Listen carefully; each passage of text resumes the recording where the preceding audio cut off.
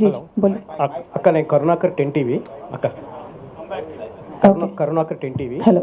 మీరు ఇప్పుడు ప్రస్తుత పరిస్థితుల్లో అప్పు చేస్తే కానీ అభివృద్ధి సంక్షేమ కార్యక్రమం అమలు చేయని పరిస్థితి మన రాష్ట్ర ఆర్థిక పరిస్థితి. అటువంటి సమయంలో మీరు ప్రకటించిన పాంచజన్యంలో ప్రధానంగా 2 ఉచిత వైద్యం, ఉచిత విద్య.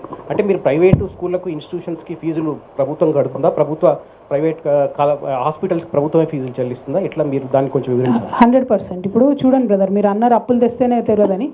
ఇప్పుడు as on today this year Telangana expected revenue GST నుంచి ఒక 60,000 కోట్లు వస్తుంది బ్రదర్. ఎక్సైజ్ నుంచి ఒక 50,000 కోట్లు వస్తుంది. పెట్రోల్ అమ్మకాలతో ఒక 19,000 కోట్లు వస్తుంది. ఈ ఇండస్ట్రీస్ ఇచ్చే ట్యాక్స్తో ఒక 10,000 కోట్లు వస్తుంది.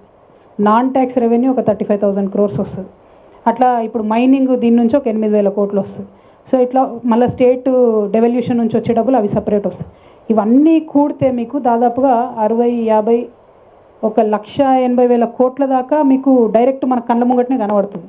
అంటే 1,83,000 కోట్లు కాకుండా ఎప్పుడు ఎవ్రీ ఇయర్ మనము డెఫిసిట్ పూరించుకోవడానికి దాదాపుగా 50,000 to 60,000 వరకు తెచ్చుకుంటూ ఉంటాం అప్పులు. అది చేయాలి కూడా, అప్పులు తెచ్చుకుంటుంటాం, రొటేషన్ అవుతూ ఉంటుంది. సో ఇందులో మనం అప్పులు కట్టేది పోగా, పెన్షన్లు కట్టేది పోగా, ఉద్యోగుల జీతాలకు ఇచ్చేది పోగా, any government will have a wiggle room of about 1 lakh crore rupees, 1,00,000 కోట్ల రూపాయలు ప్రతి ప్రభుత్వానికి ఉంటుంది. నేను పోయిన ఉగాదికే బడ్జెట్ ప్రవేశపెట్టాను. అందులో కూడా మేము ఏం చెప్పినాం, విద్యకు వైద్యానికి పెద్దపీట మనసుంటే వేయొచ్చు.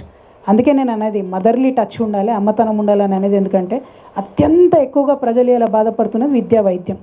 ఖచ్చితంగా ప్రైవేట్లో కూడా ఫీజులు ఎంత ఘోరంగా పెరుగుతున్నాయండి.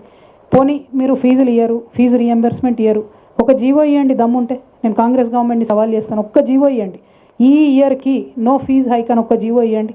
ఇక్కడ మీరు కూర్చున్న జర్నలిస్టులు కూడా కడుతున్నారు కదా ఫీజులు. 25%, 30%, 40% పెంచినటువంటి స్కూళ్ళు కూడా ఉన్నాయి. ఒక్క జీవో ఇవ్వండి. అది మీరు చెప్పిన మాటనే కదా, ఫీజు నియంత్రణ చేస్తామని మీరే చెప్పిన మాట కదా. సో ఖచ్చితంగా గవర్నమెంట్లో ఉండే రిగిల్ రూమ్కి నా ప్రాధాన్యత అంశాలు, నా ప్రజలకు కావాల్సిన ప్రాధాన్యత అంశాలు విద్యా వైద్యం.